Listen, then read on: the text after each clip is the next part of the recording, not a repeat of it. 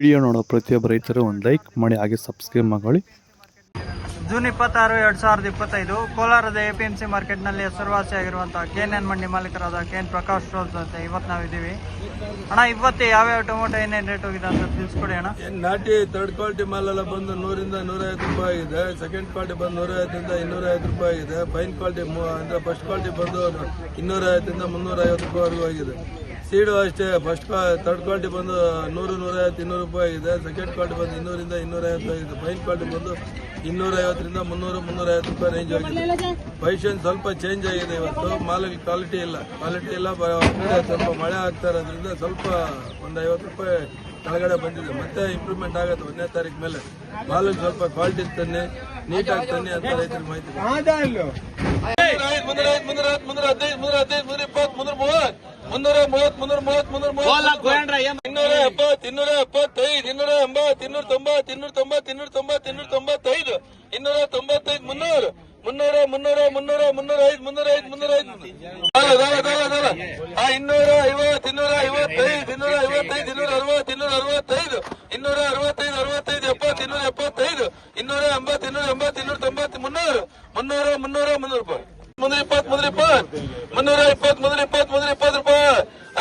270, 320 चल जाता रे.